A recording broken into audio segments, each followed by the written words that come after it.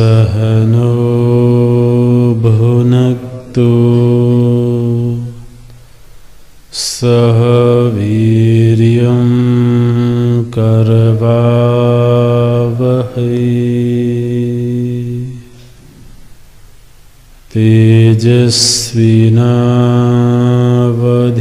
तेजस्विनावधीतमस्तु मा विद्विषावहै।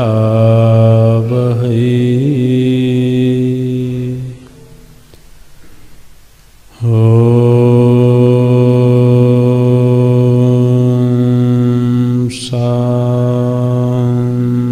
शान्तिः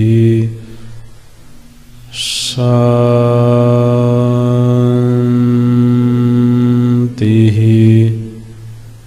शान्तिः।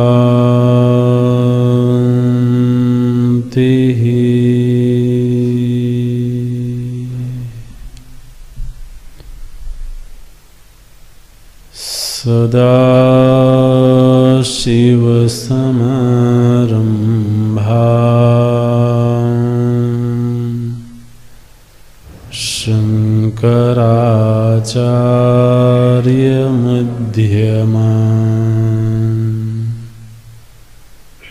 अस्मदाचार्यपर्यन्ताम् वन्दे गुरुपरम्पराम्।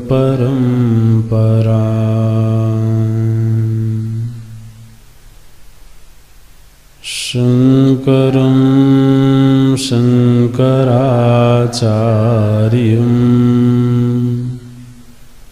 केशवं बादरायणं सूत्रभाष्यकृतौ वन्दे भगवन्तौ पुनः पुनः। भगवन्तौ पुनः पुनः।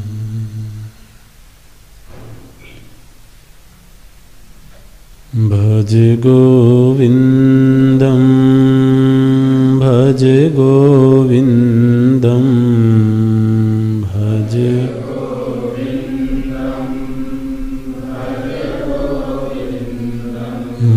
भज गोविन्दं भज गोविन्दं भज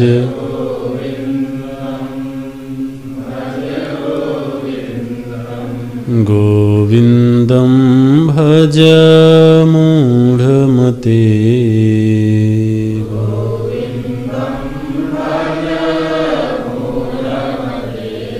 सम्प्राप्ते सन्निहिते काले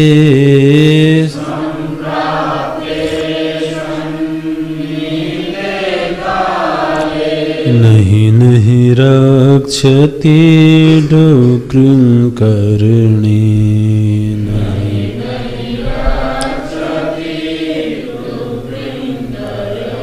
भज गोविन्दं भज गोविन्दं गोविन्दं भज मूढमते।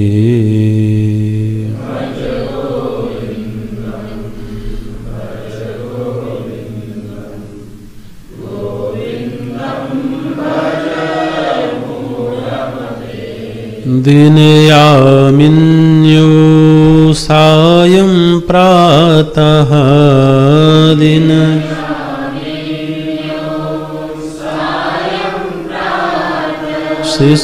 शिशिरवसन्तौ पुनरायातः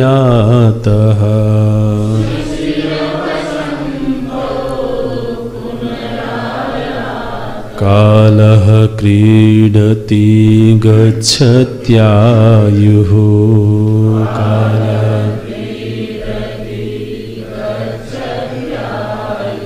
तदपि न मुञ्चत्याशावायुः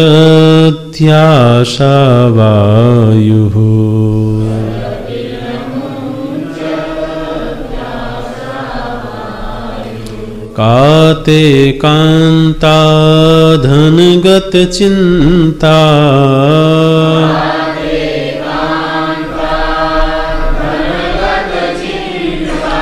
वातुल किं तव नास्ति नियन्ता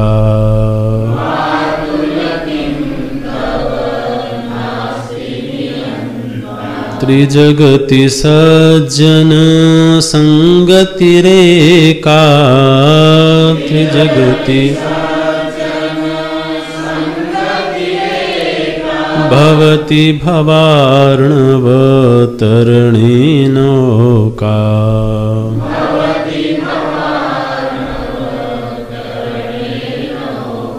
भज गोविन्दं भज गोविन्दं गोविन्दं भज मूढमते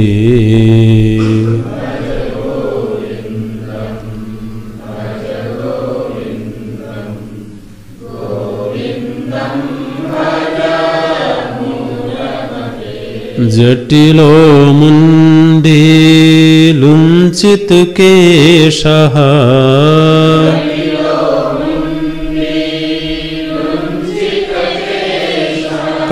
काषायाम्बर बहुकृतवेषः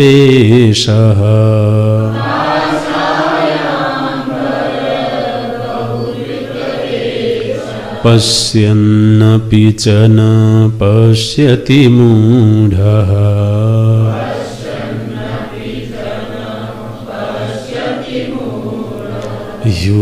युदरनिमित्तं बहुकृतवेषः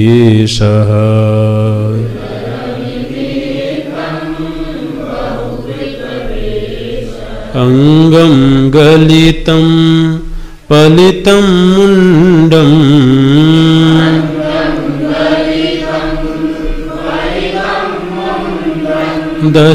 दशनविहीनं जातं तुण्डम्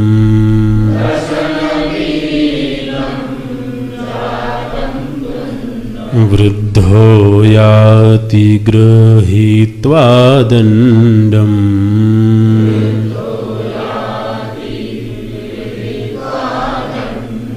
तदपि न मुञ्चत्याशापिण्डम्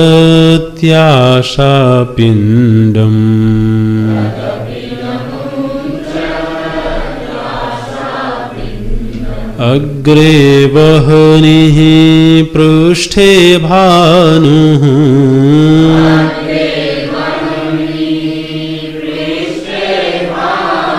रात्रौ चुबुकसमर्पितजानुः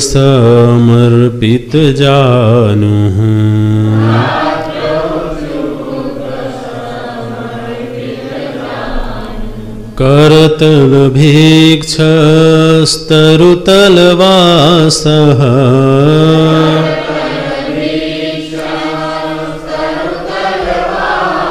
तदपि न मुञ्चत्याशापाशः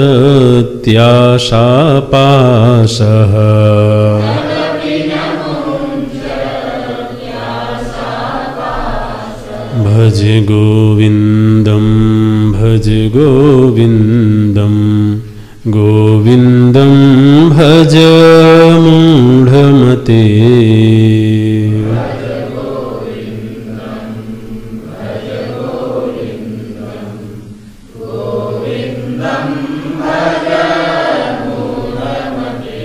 कुरुते गंगा सागर गमनम्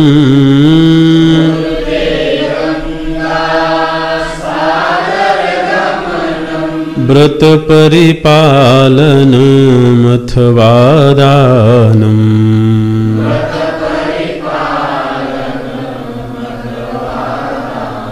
ज्ञानविहीनः सर्वमतेन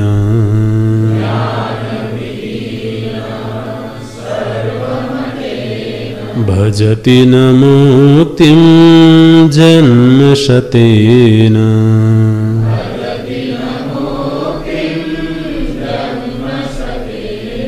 भज गोविन्दं भज गोविन्दं गोविन्दं भज मूढमते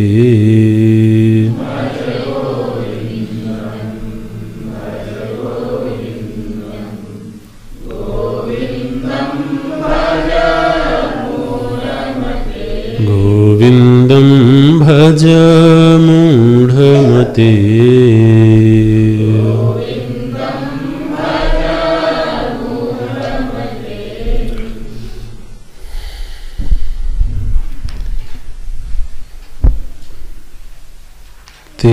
चिंता का व्यक्ति को जो जीवन में अनावश्यक चिंताएं घेर लेती हैं और वो व्यक्ति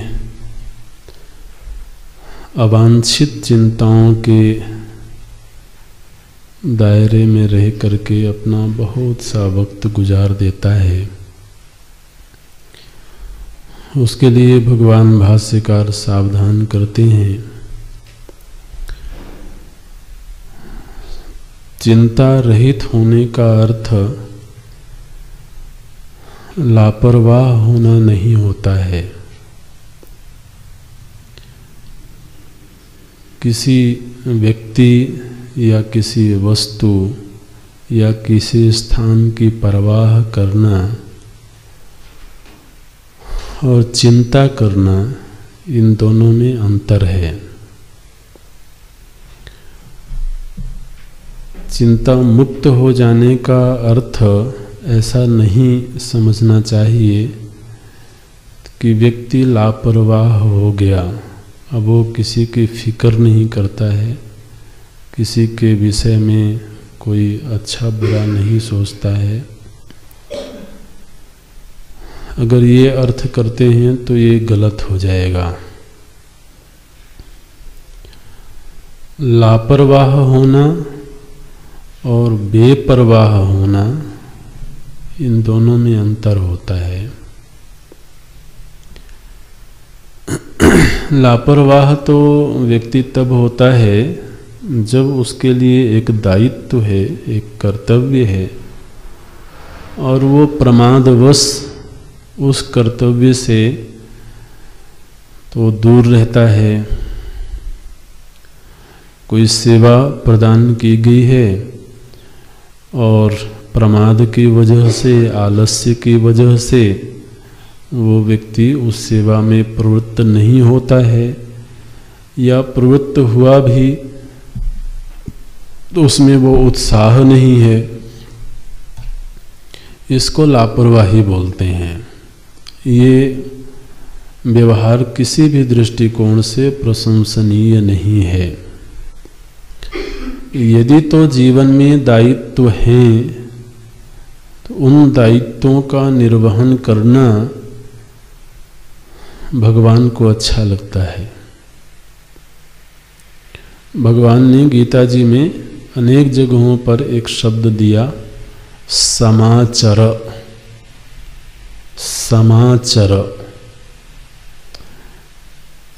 जो कर्म योग है या भक्ति योग है, उन प्रसंगों में भगवान ने कहा कि व्यक्ति को सम्यक प्रकारेण आचरण करना चाहिए। समाचर मने जो भी सेवा प्राप्त है, दायित्व प्राप्त है, पूरी निष्ठा के साथ उसका निर्वहन होना चाहिए। और यदि कोई ऐसा करता है तो भगवान कहते हैं वो मुझे प्रिय होता है। तो यदि अपने दायित्व का निर्वहन करना है तो दायित्व संबंधी विषयों पर विचार तो करना होगा, उसकी परवाह तो करनी होगी। तो यहाँ पर चिंता का निषेध किया जा रहा है। तो असल में चिंता के निषेध का जो यहाँ प्रयोजन है वो केवल इतना है कि व्यक्ति को अपने जीवन का सारा भार केवल अपने पुरुषार्थ के बल पर ही ढोना ये बहुत ठीक नहीं है, क्योंकि ऐसा वो कर नहीं सकता। व्यक्ति चाह करके भी अपने व्यक्तिगत जीवन के भी समस्त दायित्वों को केवल अपने पुरुषार्थ से पूरा नहीं कर सकता है। कोई अदृष्ट शक्ति भी है जो उसके जीवन के संचालन में बराबर की सहयोगी है। वो जो अदृष्ट शक्ति है उसकी उपस्थिति का एहसास, उनकी करुणा का एहसास, उनके द्वारा योगक्षेम का वहन किया जा रहा है, इस सत्य की अनुभूति ये जीवन में रहे तो व्यक्ति जो अनावश्यक चिंताएं हैं, जो अवांछित चिंताएं हैं, उनसे मुक्त रहता है। लेकिन फिर यही बात ध्यान में रखना है कि ईश्वर शरणागति रहते हुए व्यक्ति को लापरवाह नहीं हो जाना है।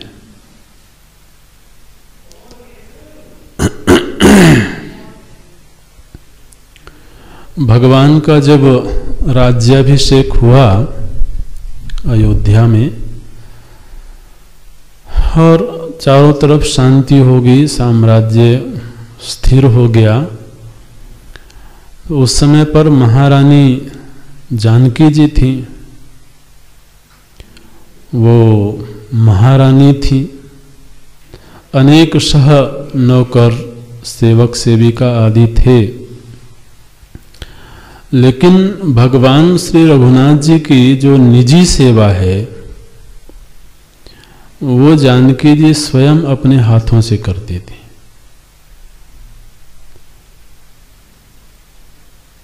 वहां पर गोस्वामी जी ने संकेत किया कि यद्यपि महल में अनेक सेवक सेविकाएं हैं, उन्हें कुछ करने की जरूरत नहीं पड़ेगी, इशारे मात्र से वो सारे कार्य होंगे, लेकिन जानकी जी को ये अच्छा नहीं लगता है कि रघुनाथ जी की जो निजी सेवा है, चाहे उनके भोजन की सेवा हो, वस्त्र की सेवा हो, जो भी है, तो कोई और करे।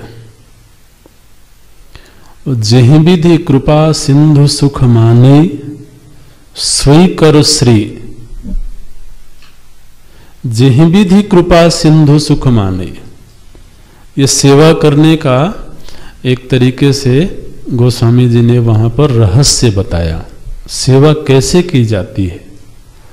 बोले सेव्य को किस कार्य में प्रसन्नता प्राप्त होगी, जेहि विधि, वो विधि हमारे रुचि के अनुसार हो या रुचि के अनुसार नहीं हो, वो महत्वपूर्ण नहीं है। महत्वपूर्ण यह है कि उनकी प्रसन्नता किसमें है। जेहि विधि कृपा सिंधु सुख माने स्वई कर श्री, श्री माने जानकी जी, जानकी जी वही करती हैं। सेवा विधि जाने, उनको सेवा करने का तरीका मालूम है। तो अगर हम शरणागत हैं तो शरणागति की ये मांग होती है कि हम कर्तव्य निष्ठ होवें, और जो कर्तव्य है उसके प्रति हमेशा सजगता बनी रहे। उस सजगता को चिंता नहीं बोलते हैं। चिंता तब होती है जब हमें लगता है कि मेरे अलावा और कोई नहीं कर सकता, मेरे अलावा हो नहीं सकता, तो फिर ये चिंता का रूप बन जाता है। शरणागति में परवाह भी होती है और निश्चिंतता भी होती है।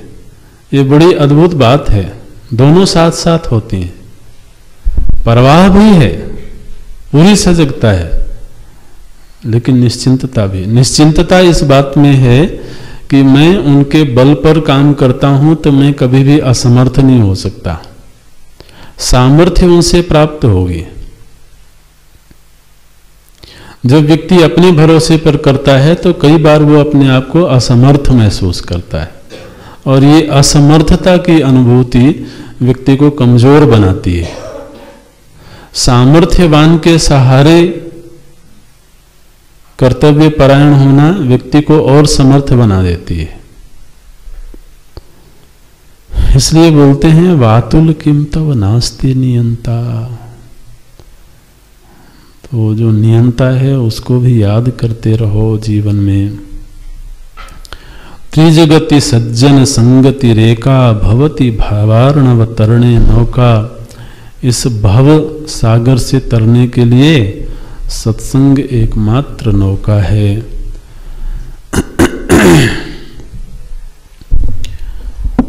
अगले श्लोक से तो व्यक्ति जो अपने भोग विलास के लिए, अपने कामनाओं की पूर्ति के लिए तरह तरह के स्वांग रचता है, तरह तरह के आडंबर करता है, उसकी ओर थोड़ा सावधान करते हैं। भगवान भाष्यकार विचरण करते थे ना, तो समाज में विचरण करते थे तो तरह तरह के लोग उनको मिलते थे, तरह तरह के लोगों से मुलाकात होती थी। और तीर्थों में भी जाते थे, नगरों में भी जाते थे, तो उनको अलग अलग प्रकृति के लोग दिखाई देते थे। तो उनकी जो कमजोरियां हैं वो भी उन्हें मालूम थी, तो उसी की ओर संकेत करते हैं। बोले देखो भाई, सबसे पहला जो प्रहार किया है वो सीधे सन्यासी के ऊपर किया। जटिलो, जटिलो का अर्थ है बड़ी लंबी लंबी जटाएं बढ़ाई हुई हैं। असल में जटाओं में जो बाल होते हैं वो तो छोटे ही होते हैं, वो जटा में दूसरी चीजें मिला दी जाती हैं, इसलिए वो लंबे हो जाते हैं। तो जटा आप कितनी भी लंबी कर सकते हो। कोई तो है जो जिसने बड़ी बड़ी जटाएं बढ़ा रखी हैं। महाराज कंपटीशन होते हैं किसकी कितनी लंबी जटा है ना। जटिलो, दूसरा कैसा बोले मुंडी, उन्होंने बिल्कुल ही बाल नहीं रखे हैं। लुंचित केशः, कुछ ऐसे भी संप्रदाय हैं महाराज जहां पर लोग बाल नचवाते हैं। सिर्फ आप बोलना क्यों, ठीक है, जिनको समझना है वो समझ लेंगे। तो बाल नचवाते हैं, ये भी एक तरह की तपस्या मानी जाती है। जटिलो मुंडी लुंचित केशः काषाय अंबर। हालांकि भगवान भाष्यकार भी वैसा ही वस्त्र पहनते हैं, ऐसा नहीं कोई और पहन रहे हैं। बोलते हैं काषाय वस्त्र पहना हुआ है। बहुकृत वेशः, बहुत तरह के वेश बना लिए। हम तो सोचते थे शायद आजकल ही ऐसा होता है, लेकिन तो भगवान भाष्यकार तो लगभग 2000 साल पहले की बात कर रहे हैं। आज तो देखने को मिलता है कोई स्वर्ण आभूषणों से लदा हुआ है, तो कोई रंग बिरंगे पोशाकों से लदा हुआ है। बहुत विचित्रता देखने को मिलती है। किसी को अगर ये सब चित्र विचित्र रूप देखना हो उसको महाकुंभ में जाना चाहिए। महाकुंभ में जाना चाहिए। कोई कोई ऐसे भी विचित्र दिखाई देते हैं कि सिर को धरती पे गाड़ लेते हैं और उल्टा करके खड़े रहते हैं।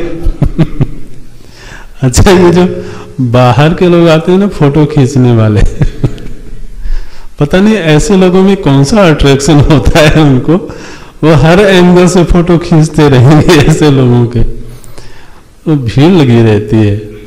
अब उस फोटो का क्या करते होंगे वो भगवान जाने। बहुकृत वेशा, इतने तरह के वेश बना लिए। ये सब वेश किस लिए बनाए? लोग प्रभावित हो जाएं। तो दूसरों को प्रभावित करने के लिए, दूसरों से यश पाने के लिए, ऐश्वर्य पाने के लिए, मान प्रतिष्ठा के लिए, ये सब किस लिए किए गए हैं? बोले ही उदर निमित्तम बहुकृत वेशा। ये जितने वेश बनाए गए हैं ये किसके लिए बनाए गए? बोले केवल उदर के लिए, उदर निमित्तम, यानी पेट के लिए। तो अपने पेट पालन के लिए ये चित्र विचित्र रूप धारण करता है व्यक्ति और अपने आप को सिद्ध कहलाता है, समझदार कहलाता है, ज्ञानी कहलाता है। यद्यपि उसको यथार्थ मालूम है, पश्यन् अपि, जानते हुए भी कि इन सब तमाशों में कोई सार्थकता नहीं है। इन तमाशों से क्या होगा? ज्यादा से ज्यादा ये होगा कि थोड़ी सी प्रतिष्ठा मिल जाएगी। लेकिन महाराज ये जो प्रतिष्ठा देने वाला जगत है, ये जगत तो बड़ा ही विचित्र है। जब तक प्रतिष्ठा देता है तो बहुत देता है, और जब गाली देना शुरू करता है बहुत देता है। अब वो भी कम क्यों दे, जब देना है तो बहुत ही देगा। मान देगा तो बहुत देगा। आप बड़े बड़े महल खड़े कर लो, हाथी घोड़े खड़े कर लो, वहां पता नहीं क्या क्या, स्विमिंग पूल बना लो लेकिन जब ये हिसाब लेना शुरू करता है तो फिर लेता है, फिर 10 साल के लिए, 20 साल के लिए, और पता नहीं जगत तो वही है, जगत वही का वही है, उसमें कोई बदलाव नहीं हुआ है। और जबकि ये सत्य मालूम है तो व्यक्ति को अपने सन्मार्ग पर रहना चाहिए। आचार्य परंपरा से, गुरु परंपरा से जो वेशभूषा दी गई है उसमें रहते हुए, शालीनता से उस धर्म का पालन करते हुए जीवन यापन होना चाहिए। हाँ, ये बात ठीक है कि जीवन यापन के लिए कुछ मूलभूत आवश्यकताएं हैं, उनकी पूर्ति के लिए कोई ना कोई तरीका हर व्यक्ति को खोजना होता है, लेकिन वो तरीका भी सम्मानजनक हो, है ना। ये तो इस देश की महिमा ऐसी है कि ये सभी को प्रशंसा देता है, सभी को सम्मान देता है। खासतौर से साधु वेश में तो किसी भी प्रकार से आप श्वेत वेश में हैं कि पीत वस्त्र में हैं कि गेरुए वस्त्र में हैं, ये समाज बहुत सम्मान देता है, संरक्षण देता है। हर जगह ऐसा नहीं होता, लेकिन इस देश की तो संस्कृति ही ऐसी है कि यहाँ पर आप राह भी चल रहे हैं तो कोई ना कोई बुला करके भोजन करवा देगा। तो जो कि सहजता से चीजें उपलब्ध हैं, उपलब्ध हो सकती हैं, उनके लिए बहुत तरह के तमाशे करने में क्या लाभ है। और सबसे पहला जो भगवान भाष्यकार सावधान करते हैं वो साधु वर्ग के लिए करते हैं। उसको अपनी साधुता में रहना चाहिए, वही उसी की गरिमा है। दिखावे के लिए जब चीजें होती हैं तो वो बहुत स्थायी नहीं होती, उनमें स्थायित्व तो नहीं होता है, थोड़े समय के लिए आएंगी। अब आपने आश्रम में ये घोषित कर दिया कि हम 4 घंटे तक समाधि में रहते हैं, आसपास के लोगों को खबर कर दो। क्या खबर को? बोले महात्मा जी बड़ी अखंड समाधि लगाते हैं। अच्छा, तो लोग आएंगे दर्शन करने के लिए, आप लगाए बिल्कुल तने बैठे हो तो लोग आएंगे, थोड़े पैसे भी चढ़ाएंगे, थोड़ा कुछ मिठाई प्रसाद आदि भी चढ़ाएंगे। अब भाई समाधि तो माने प्रयत्न साध्य है ना, प्रयत्न से हमें लगाया। अब प्रयत्न से जो चीज प्राप्त होती है उसमें कोई स्थायित्व तो होता नहीं है। अब समय तय हो गया है कि 12 बजे तक ध्यान में रहेंगे और 11 बजे ही ध्यान टूट गया, और दर्शन करने वालों की अभी तो आप सोचो कि कितनी मुश्किल है। मगर आपने आंख खोल लिया तो आपकी प्रतिष्ठा दांव पर लगी हुई है। आखिर दर्शनार्थी इतने। आप ऐसा मत सोचना कि केवल हम हंसी के लिए बोलते हैं, ऐसा होता है, हमने स्वयं देखा है। तो अब ये तय है, सेवकों को बोला हुआ है कि 12 बजे पट बंद होंगे, और अब ध्यान तो लगा नहीं और शरीर में जगह जगह दर्द और शुरू हो गया, और बाहर तो अभी लाइन लगी हुई है, लोग आपस में बातें करते, देखिए कैसा सौम्य चेहरा है, कैसा ध्यान लगा हुआ है। अब अंदर से हमको पता है कि क्या हो रहा है। महाराज चाहे हाथ टूटे चाहे पैर टूटे, उनको खुशी इस बात में है कि आप बैठे रहो। आप बीच में उठ गए तो आप भ्रष्ट हो गए। उनको इस बात से खुशी नहीं होगी कि आखिर इतने समय तक तो ध्यान में थे। बोले इतने समय तक थे तो क्या, वो तो 12 बजे तक रहना था उनको। तो इसलिए ये बहुत ज्यादा ये सब चक्करों में पड़ना नहीं चाहिए, है ना। पश्यन्नपि च न पश्यति मूढ़ा, भगवान भाष्यकार डांटते हैं। हो सकता है उन्हीं का कोई शिष्य हो जो ये सब तमाशे करता होगा, तो उन्होंने देखा होगा, बोले मूढ़ कहेगा ये सब करके क्या मिलेगा। तो ऐसे डांट लगाते हैं महाराज। पश्यन्नपि च न पश्यति मूढ़ा, देखते हुए भी दिखाई नहीं देते। क्या देखते हुए? ये देखते हुए कि इस तरह की वेशभूषा से मान सम्मान मिल जाएगा, लेकिन आध्यात्मिक यात्रा नहीं होगी। बल्कि कई बार तो ये मान सम्मान महाराज आध्यात्मिक यात्रा में बाधक बन जाता है। तो सच में साधन भजन करने वाला व्यक्ति है, वो ये सब प्रपंचों में बहुत ज्यादा पड़ता ही नहीं है।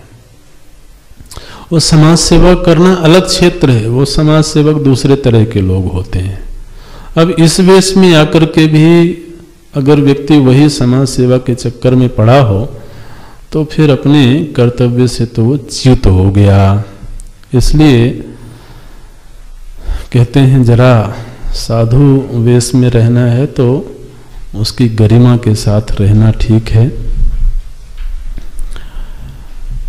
ये तो साधु जीवन की बात है। कोई गृहस्थ जीवन में है, उसकी क्या दशा है? बोले गृहस्थ जीवन में उसने कर्तव्यों का निर्वहन तो किया, लेकिन धीरे धीरे वृद्धावस्था आ गई। तो वृद्धावस्था आ जाने पर तो शास्त्रों ने ये कहा है कि धीरे धीरे व्यक्ति को वानप्रस्थी होना चाहिए, और फिर यदि सामर्थ्य हो तो संन्यास आश्रम में प्रवेश करना चाहिए। और व्यक्ति ने पूरा जीवन जिस तरह के भोगों में बिताया है, जिस तरह के संबंधों में बिताया है, वो सब संस्कार इतने गहरे हो गए हैं कि वो एकदम से तो छुड़ाने से छूटते नहीं हैं। या तो पूर्व तैयारी हो, ये बात हमको समझनी चाहिए कि ऐसा नहीं होता है कि जिस दिन सेवा निवृत्त होगा कोई व्यक्ति, उस दिन उसके अंदर वैराग्य आ जाएगा। ये तो महाराज मनु भी कहते हैं, जो कि स्वयं ब्रह्मा जी के मानस पुत्र हैं। वो बोलते हैं कि होई न विषय विराग भवन बसत भा चौथपन। तो सम्राट थे, और महात्मा भी थे, लेकिन वो अपनी अंतर्वेदना को व्यक्त करते हैं कि चौथापन आ गया और अभी भी मेरे मन में इन विषयों के प्रति वैराग्य नहीं पैदा हो रहा है। हृदय बहुत दुख लाग, जन्म गयो हरि भजन बिना, ऐसे बोलते हैं।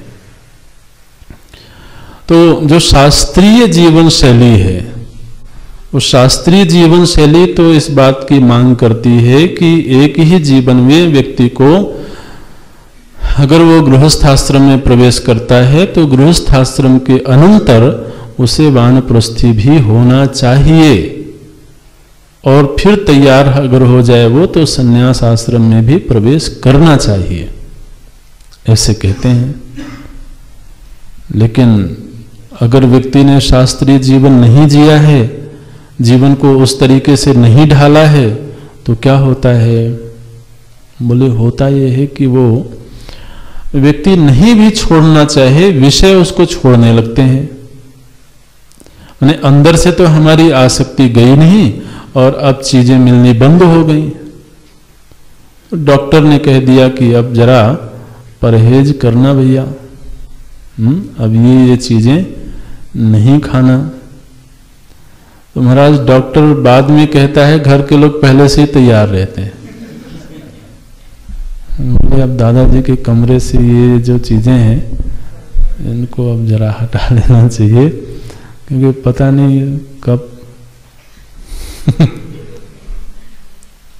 अब दादाजी का मन तो कर रहा है, लेकिन उस समय महाराज दादाजी के अलावा सारे घर में डॉक्टर होते हैं, सभी फिलॉसफर होते हैं बिल्कुल।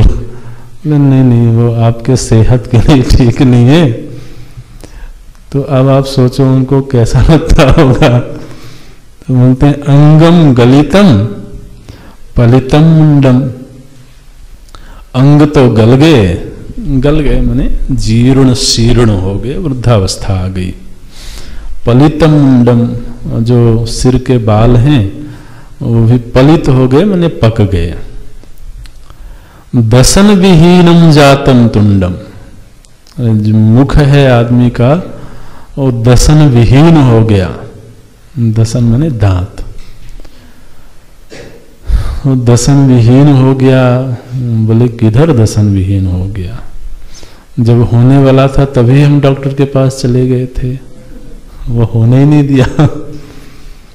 लेकिन नैसर्गिक रूप से तो दसन विहीन हो गए।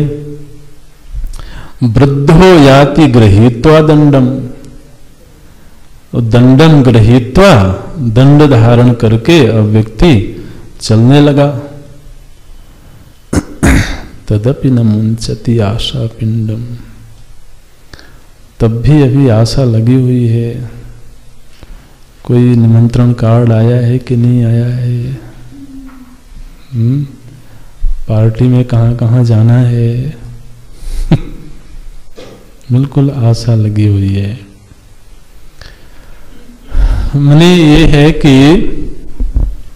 समय के साथ साथ व्यक्ति को न केवल शरीर वृद्ध हो, बल्कि बौद्धिक रूप से भी व्यक्ति को वृद्ध होना चाहिए।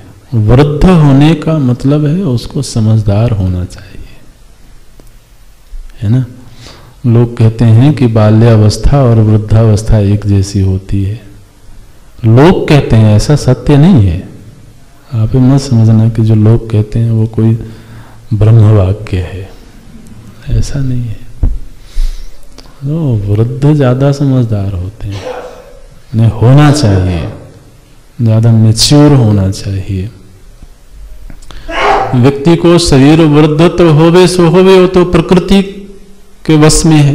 प्रकृति जब करेगी तब करेगी, लेकिन ज्ञान वृद्ध तो होना चाहिए। वृद्ध का अर्थ होता है बड़ा, है ना। वृद्ध का अर्थ जीर्ण शीर्ण होना नहीं होता है। वृद्ध माने बड़ा होना, विकसित होना, उसको वृद्ध बोलते हैं। तो जीवन का जो ताना बना है वो कुछ इस तरह से बुना जाए, इस तरीके से उसको क्रमबद्ध किया जाए कि जीवन का जो अंतिम पड़ाव है वो भगवत भजन में, भगवत स्मृति में गुजरे। और जिस व्यक्ति का जीवन ऐसा होता है, आप पक्का जान लो, वो व्यक्ति घर और समाज में भी सम्मान का पात्र होता है। ये जो लोग आजकल चिल्लाते रहते हैं ना, अब चलिए ज्यादा बोलेंगे तो शायद कोई नाराज हो जाए, लेकिन कोई बात नहीं, अपने ही लोग हैं सब।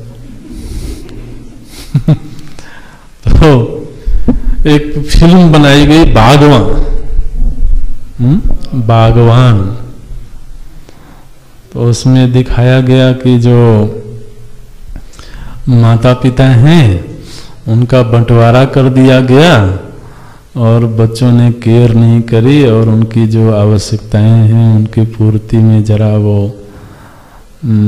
कमी करते हैं। तो फिर क्या हुआ, माता पिता को अलग तो कर दिया गया, लेकिन अब अलग उनसे रहा नहीं जाता है। तो क्या करेंगे, फिर बोले अब पत्र लिखेंगे। अच्छा, फिर क्या करेंगे, फिर किसी बहाने से कहीं मिलेंगे। अच्छा, फिर कोई और आएगा। अभी ये लोग तो सब नालायक हैं, तो कोई और आएगा जो उनको मिलवाएगा, और फिर उनको वही सब विलासिता, वही सब भोग प्रदान करेगा जो वो युवावस्था में उनको प्राप्त था। तो क्या हुआ, बोले मैसेज ये दिया गया कि जो उनके अपने बच्चे हैं उन्होंने तो उन्हें अलग कर दिया था, उन्हें प्रताड़ित किया, तो ये आज की जो जनरेशन है वो भ्रष्ट हो गई है। अच्छा, बड़ी अच्छी बात है। तो जो नई पीढ़ी है वो कैसी है, बोले नई पीढ़ी एकदम नकारा है, माता पिता का ख्याल नहीं रखती है। अरे भैया, वो माता पिता जो हैं उनको तो अब वानप्रस्थी होना चाहिए था। अब अगर उनको अभी भी लगता है कि उनको चमचमाती हुई गाड़ी में चलना है, उनको बड़े बड़े रेस्तरां में जाकर के डिनर करना है, अब ये तो चलेगा नहीं भाई। हर उम्र का अपना एक तकाजा होता है। आप ये मत सोचना कि हम कोई नई जनरेशन की प्रशंसा में या उनके फेवर में कोई बात बोल रहे हैं। जो गलत है वो गलत है, इसमें कोई दो राय की बात नहीं है। माने बच्चों का ये दायित्व तो है कि वो माता पिता का ख्याल रखें, ये उनका धर्म है, वो देवतुल्य हैं, उनको अपने धर्म का निर्वहन करना है। लेकिन फिर वृद्ध को भी अपने धर्म का निर्वहन करना है ना।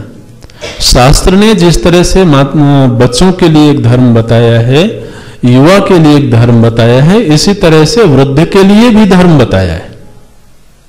तो हम तो अपने धर्म का पालन करना नहीं चाहते, माने हम अभी उन आसक्तियों को छोड़ना नहीं चाहते, उस विलासिता को छोड़ना नहीं चाहते, माने हम वही सब कुछ करना चाहते हैं जो अभी विवाहित होकर के आया उनकी अगली पीढ़ी है वो कर रही है।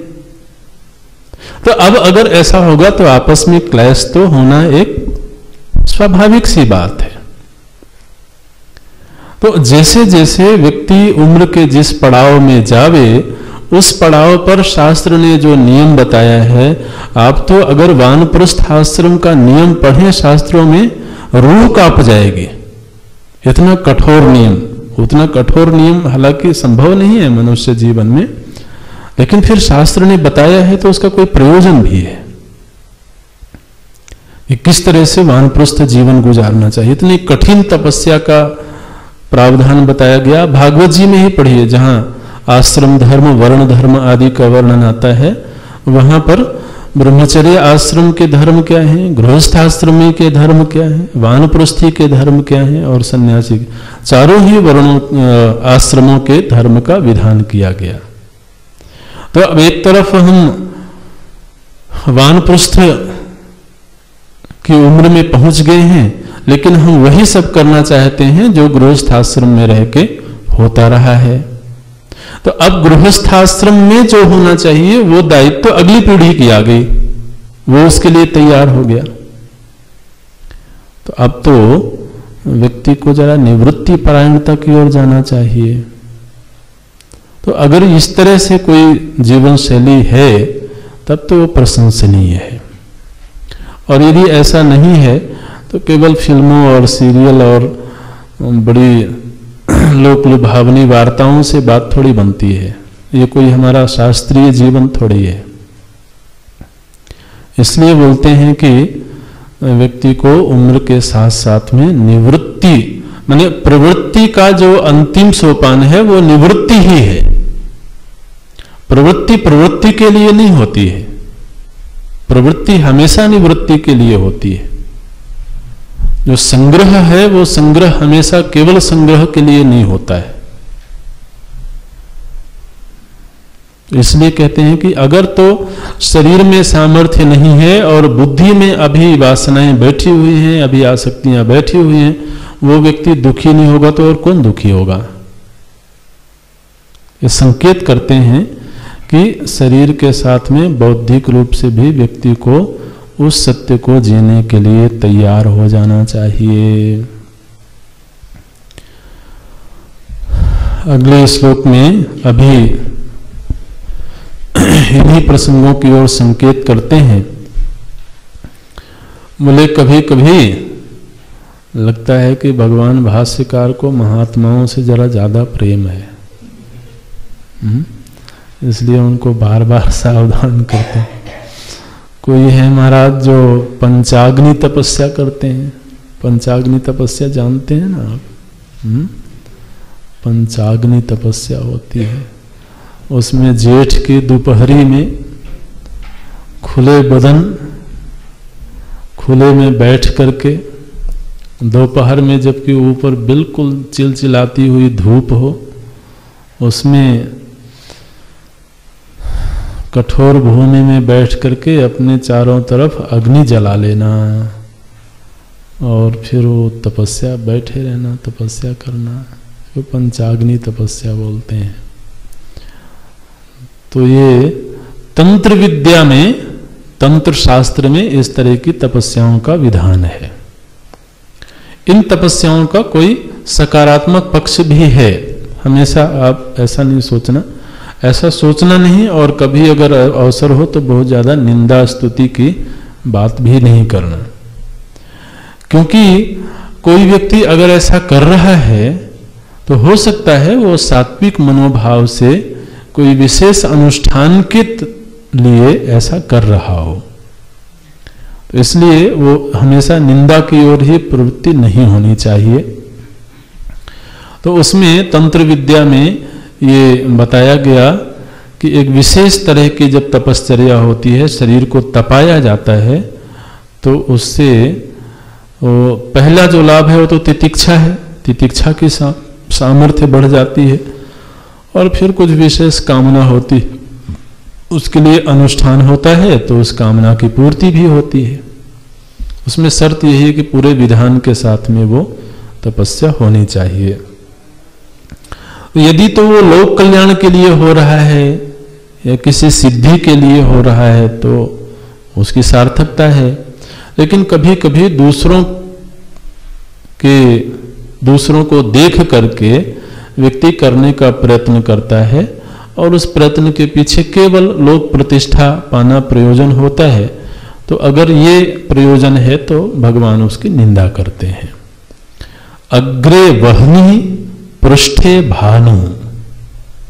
अग्रे वह्नि, आगे तो आग जला रखी है, पृष्ठे भानु, और पीछे महाराज सूर्य देव तप रहे हैं।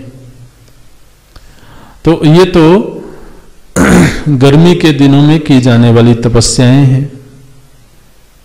तो एक पंक्ति में केवल ये पंचाग्नि तपस्या की ओर भगवान संकेत करते हैं।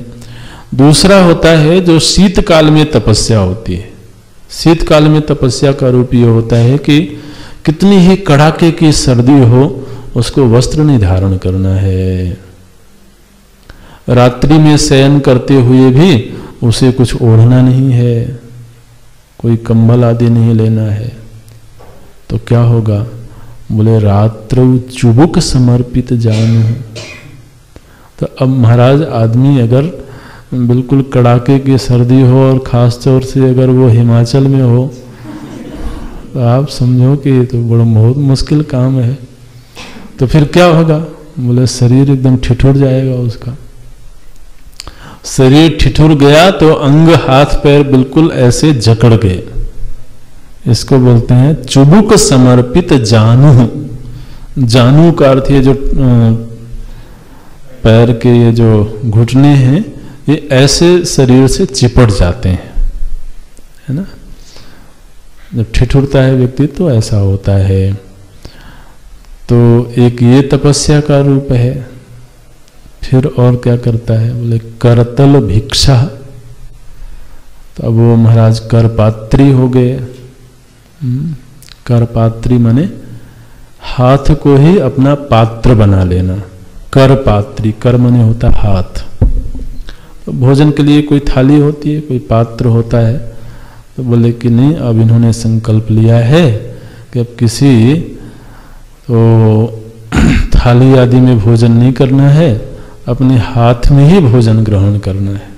तो ऐसे हाथ इस तरह से कर देते हैं, तो उसी में भोजन डाल दिया जाता है और ऐसे ही वो पाते हैं। तो ऐसे महात्मा को करपात्री कहा जाता है। ये भी एक संकल्प होता है।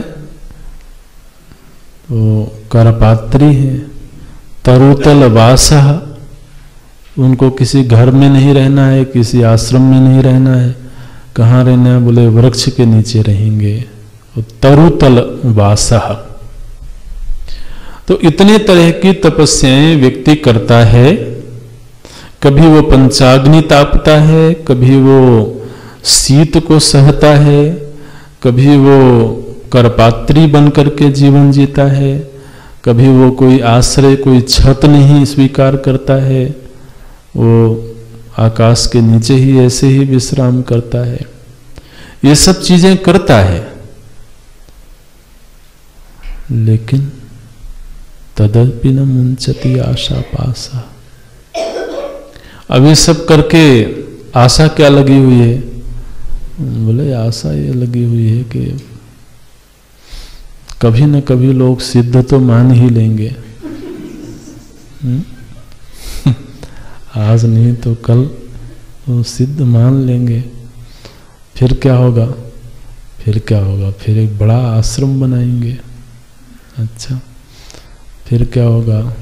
बोले उसमें एक गौशाला होगी, एक पाठशाला होगी।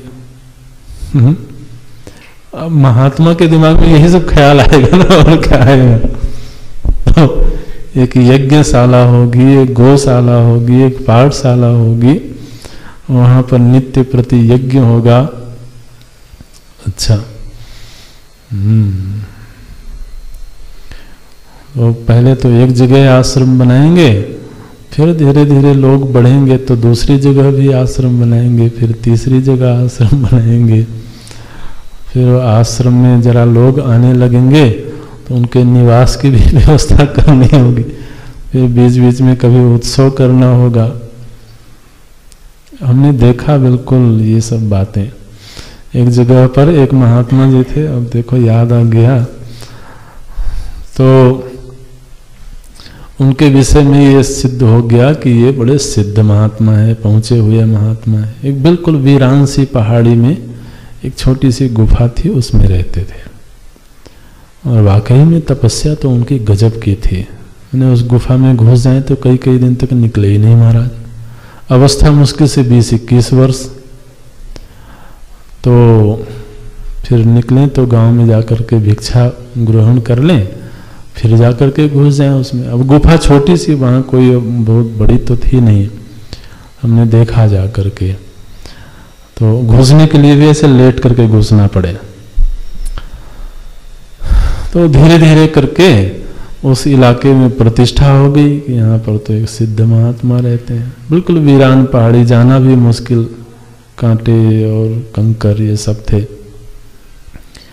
कुछ सालों बाद ये हुआ कि अब साल में एक बार यज्ञ होना चाहिए। तो धीरे धीरे यज्ञ का रूप बनना शुरू हुआ। अब यज्ञ होगा तो फिर रास्ता बनाना पड़ेगा। तो पत्थर उत्थर हटा करके एक कच्ची पक्की सीढ़ी बना दी गई ऊपर जाने के लिए, काफी ऊपर पहाड़ी पर थे। फिर वहाँ एक घास फूस की यज्ञशाला बनाई गई, यज्ञ हुआ। फिर लगा कि अब यज्ञशाला में पंडित जी लोग आते हैं कई यज्ञ करने के लिए, तो उनके ठहरने की व्यवस्था हो गई। तो फिर ठहरने की व्यवस्था, और फिर एक छोटा मंदिर होना चाहिए। वो बिल्कुल वीरान पहाड़ी थी, हमने देखा हुआ था। आज वहाँ पर वो पूरी पहाड़ी बिल्कुल महलों से भरी हुई है। एक से एक बिल्डिंग वहाँ बनी हुई है, बड़े बड़े मंदिर बने हुए हैं, यज्ञशाला बनी हुई है, इतने सारे कमरे बने हुए हैं। और वो पहाड़ी पहाड़ी नहीं रह गई। तो क्या हुआ, बोले अब इसी सब के लिए तपस्या हो रही थी। वो बोलते हैं तदपि न मुंचति आशा वायु। अब वो किसी के व्यक्तित्व पर कोई कटाक्ष नहीं है, ये तो हमें अपने जीवन के लिए ये सब बातें समझनी है। अगर तो लोक कल्याण के लिए अभी हमारे अंदर कोई वासना है, कोई संस्कार है, तो उस संस्कार का क्षय गुरु परंपरा की सेवा करते हुए कर लेना चाहिए, है ना। लोक सेवा का कोई निषेध नहीं है, लोक संग्रह का निषेध नहीं है। लोक संग्रह के लिए तो भगवान ने स्वयं आदेश दिया है, बल्कि गीता जी में। लेकिन वो जो कुछ भी हो, वो उस परंपरा की सेवा में गुजरे, परंपरा की सेवा करते हुए किसी के संरक्षण में, सेवक वृत्ति से, तो वह मंगलमयी है। अगर ऐसा होगा तो उन वासनाओं का कालांतर में क्षय भी हो जाएगा और व्यक्ति मुक्त भी हो जाएगा उन संस्कारों से। अन्यथा तो वो इतना विस्तार होता है कि फिर उसकी कोई इंतहा नहीं है, उसकी कोई सीमा नहीं है। तदपि न मुंचति आशा पाशा, ये जो आशा पाश है, आशा रूपी बंधन है, ये उसको छोड़ता नहीं है। कुरुते गंगा सागर गमनम व्रत परिपालनम अथवा दानम ज्ञान विहीन सर्वमतेन भजति न मुक्तिम जन्म शतेन। बोले कभी कभी व्यक्ति को तीर्थ यात्रा में बड़ी रुचि होती है, बहुत तीर्थ यात्रा करता है। कुरुते गंगा सागर गमनम, गंगा सागर जहां पर गंगा जी जाकर के मिल जाती हैं समुद्र से, उस स्थान को गंगा सागर बोलते हैं, पश्चिम बंगाल में है।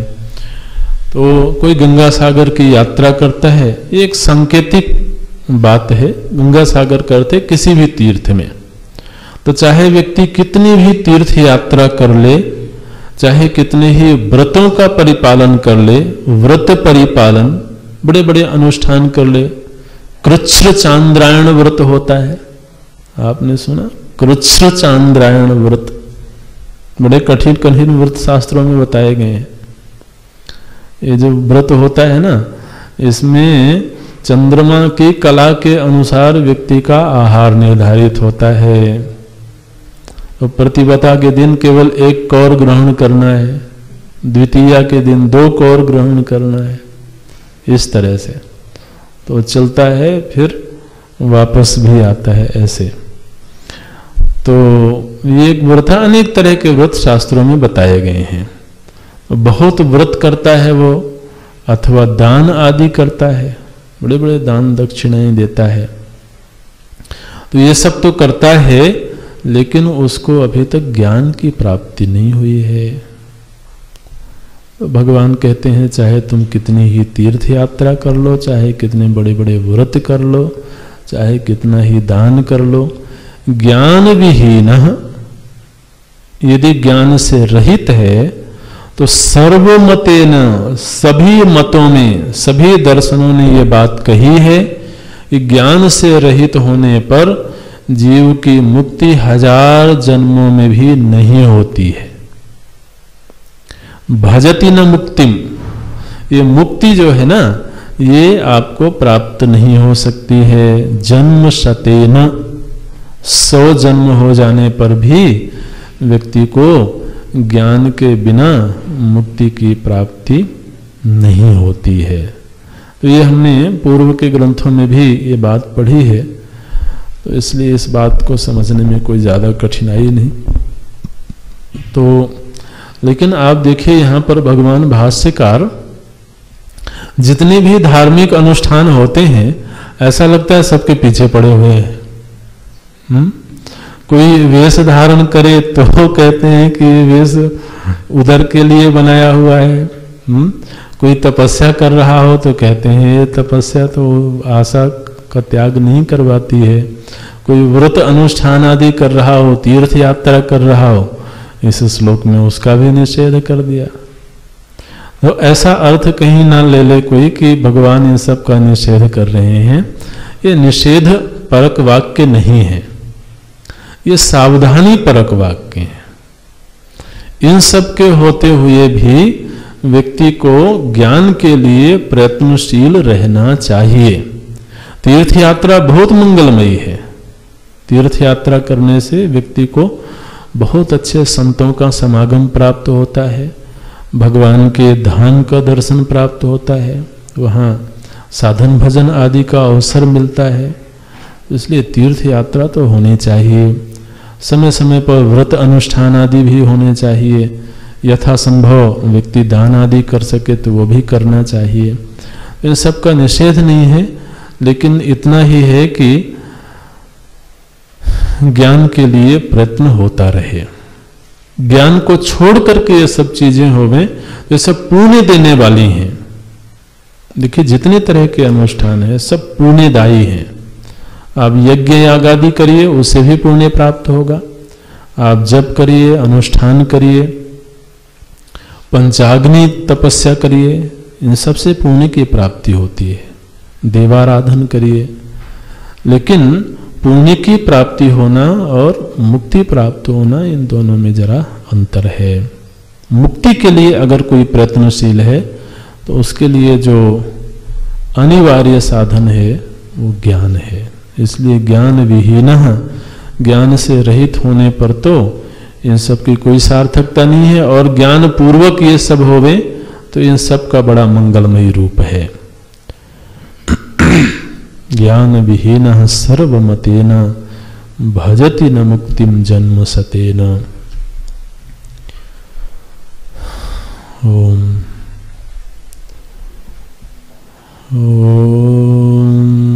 पूर्णमदः पूर्णमिदं पूर्णात् पूर्णमुदच्यते पूर्णस्य पूर्णमादाय पूर्णमेवावशिष्यते। ॐ शान्ति शान्तिः। हरिः ॐ। श्री गुरुभ्यो नमः।